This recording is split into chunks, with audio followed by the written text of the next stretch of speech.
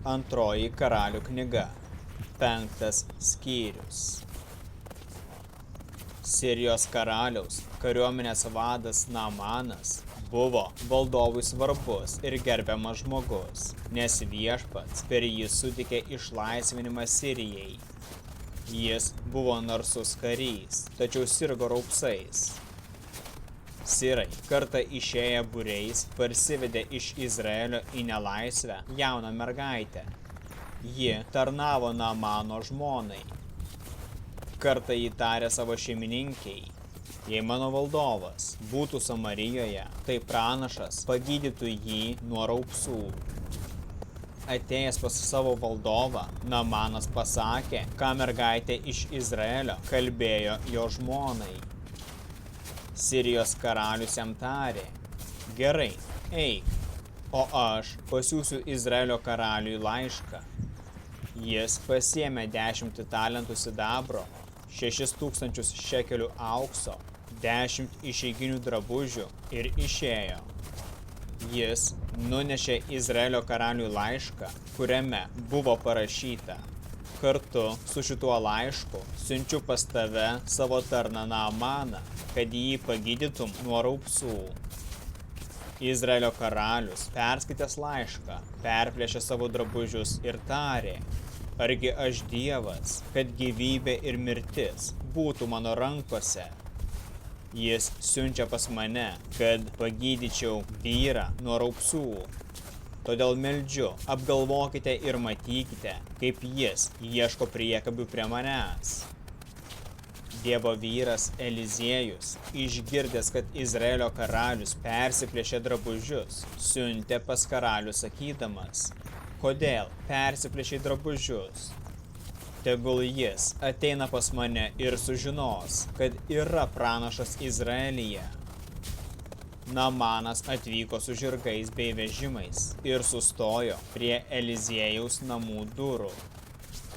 Eliziejus pasiuntė savo tarną, kad Naamanui pasakytų: eik ir apsiplauk 7 kartus Jordane, tavo kūnas atsinaujins ir bus švarus.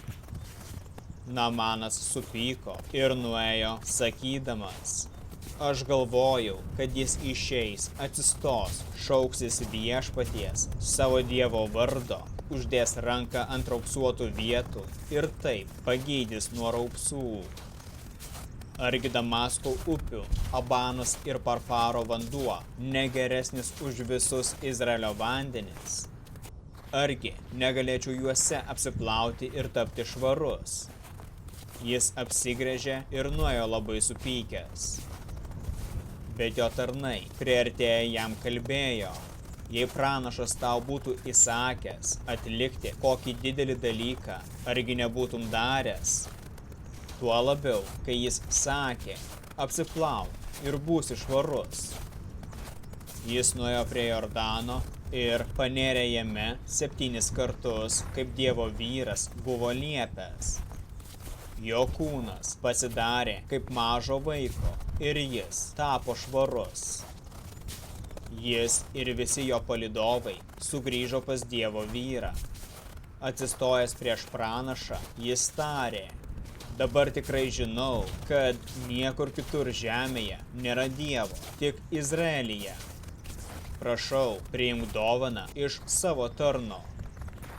Eliziejus atsakė: kaip gyvas viešpats, kuriam aš tarnauju, nieko neimsiu.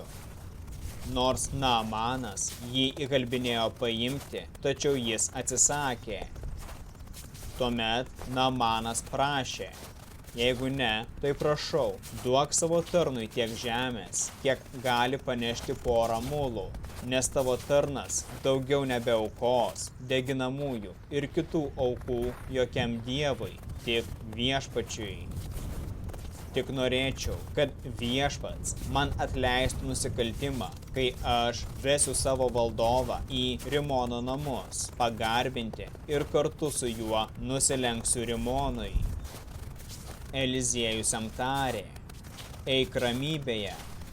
Jam paėjus nuo jo gerą kelio galą, Dievo vyro Eliziejaus tarnas Gehazis pagalvojo: Mano viešpats pasigailėjo Siro Naamano ir nepriėmė iš jo to, ką jis atnešė. Kaip gyvas viešpats, aš bėgsiu paskui jį ir šitą iš jo paimsiu. Gehazis nusivijo Naamaną. Naamanas, pamatęs jam iš paskos atbėgantį vyrą, nušoko nuo vežimo ir klausė, ar viskas gerai? Tas atsakė, viskas gerai. Mano viešpats pasiuntė mane sakydamas, ką tik atėjo 2 pranašų sūnus iš Efraimo kalnų. Prašau, duok jiems talentą sidabro ir 2 išeiginius drabužius. Naamanas atsakė, paimk 2 talentus. Jis įkalbinėjo ir išo 2 talentus sidabro į 2 maišus, taip pat 2 išeiginius drabužius ir padavė 2 tarnams, kurie nunešė pirma jo. Atėjęs prie kalvos, Gehazis paėmė iš jų maišus ir padėjo juos savo namuose.